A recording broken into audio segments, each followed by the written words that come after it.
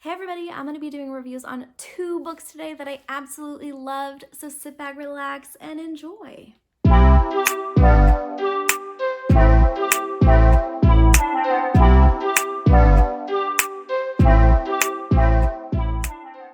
So hi, my name's Talia. I like books, I like bandanas, and I am so happy you're at my channel today. So I read 2 books recently that I really enjoyed. The first one we're going to be talking about is The Messy Lives of Book People by Phaedra Patrick.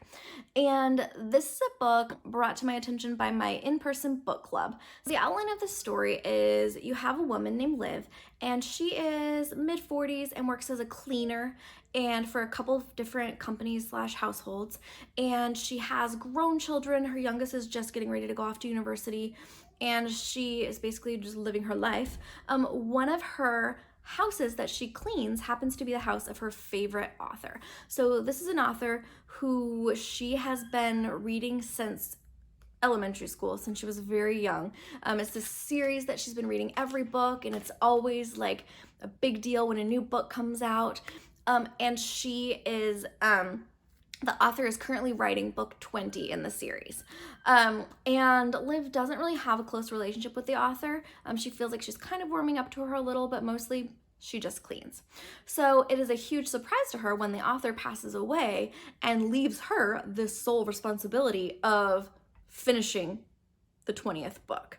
And Liv is shocked and doesn't know what to do. And obviously, she is kind of spinning, and then she finds out from the author's solicitor, which is basically like her lawyer, that she also cannot share that the author has passed away for 6 months. So yeah, it kind of goes from there. I really liked this book. A couple things I liked is I just felt like it was immediately relatable. The very first scene, like Liv is cleaning, and I actually listened to this on audiobook. So Liv is cleaning and she's like scrubbing, and she has one earbud in and she's listening to an audiobook as she's cleaning.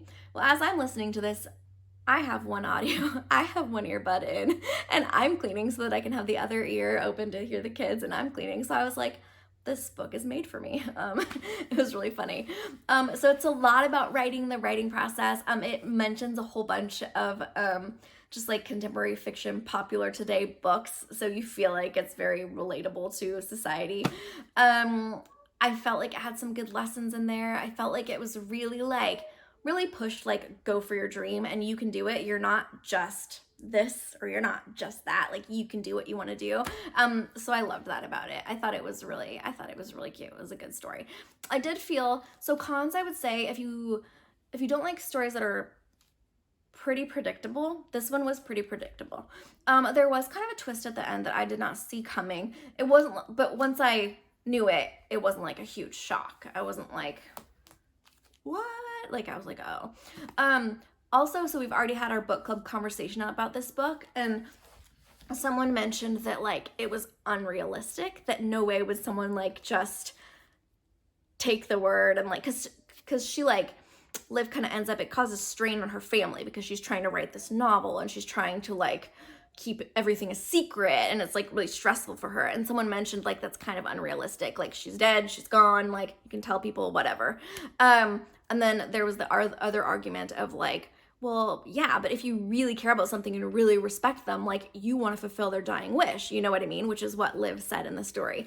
And the way I see it is this, like, yeah, if some random person that you don't even know dies and tells you to do something that's going to be really hard and it's going to put a strain on you financially and your family and, like, be tough, like, yeah, you're probably not going to do it. But if it's someone that you have loved and respected and, like, followed their work since you were super young, like, you're going to be much more likely to do what they want. And I was thinking, like, I thought of this after book club. I was like, oh, you should have brought that up. But, like, I've been a Hansen fan for 25 years, right? Like, since 1997, Umbop was released, like, I have loved Hansen. I've seen them in, I think, 4 different states. Like, I've probably seen them 20 times in concert. Like, I've just always been a Hansen fan. And I feel like they're celebrities, right? So you don't know everything about them. You don't know, like, for sure the kind of people they are. But I've met them enough times and watched enough interviews and seen, like, how they've spent their money and things they've pursued to know that they are genuinely amazing human beings. So if somehow one of the Hansons died, and there was like a letter saying to Leah, this is Hanson's last wish for you, keep it a secret, do it.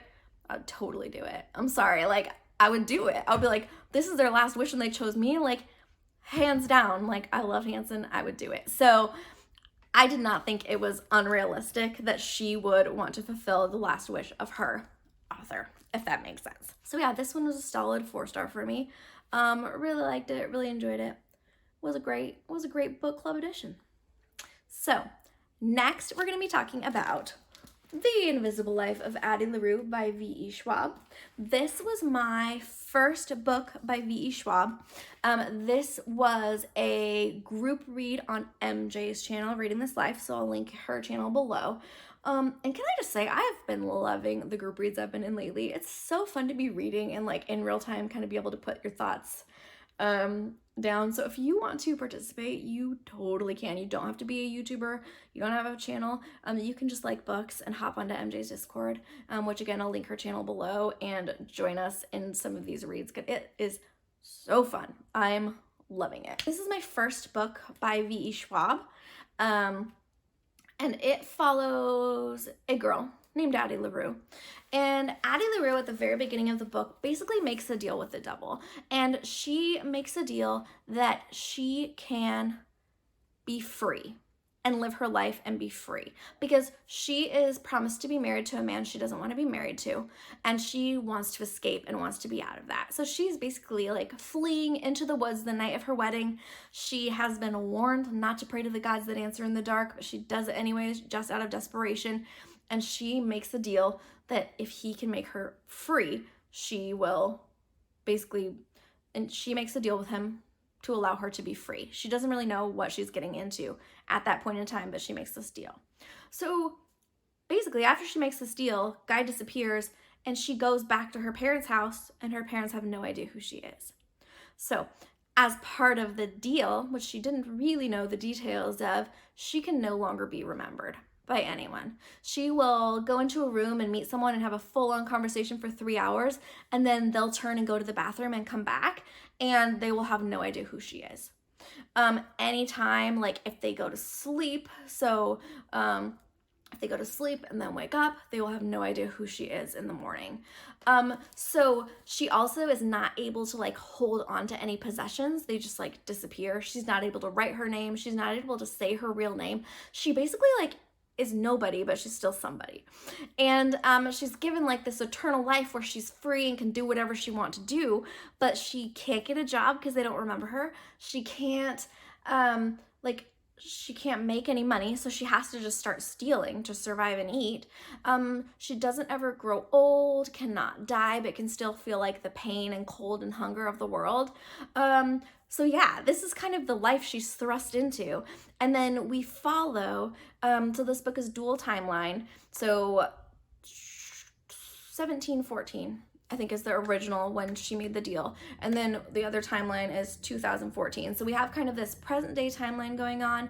And then we have a timeline jumping through the years of her moving up 300 years to this past. And we go through her stories and her development as a human and how she figures out how to survive. And it's so amazing. It's such a creative story. Like, this is one of the stories that I'm just like, how did V.E. Schwab write this? Like, how did you think of this and pull it together in the way that she did, in the present timeline and the past timeline? It's not like some books you read and you're like, let's just get to the other timeline. No, this book, you're jumping back and forth and you are totally engaged in both of the timelines. Like, it is so well written. I loved it. I don't even think there's anything negative I could say about it. I thought this was delightful to read. I recommend it pretty much to everyone. It was a 5-star all the way. I just loved it. It made me immediately, I'm like, I have to get another V.E. Schwab book immediately, because this is the first book I've read by this author. So I already actually have ordered another book that I will be reading pretty soon, because I thought her writing was amazing. Her storytelling is top notch. So yeah, those are the 2 books I read most recently. I'm already in a couple of other books. July is such a good reading month. I know you guys heard me in June being like, blah, blah, blah. This is not good. June was just blah.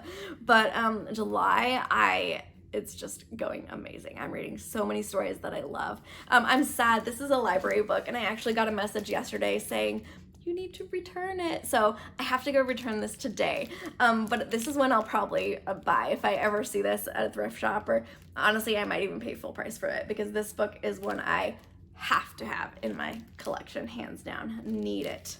Need it. Okay, so that's all I have for you today. I hope you are doing well wherever you are. I hope you take some time today to read a good book or two. And if you are having a bad hair day, just wear a bandana. Bye.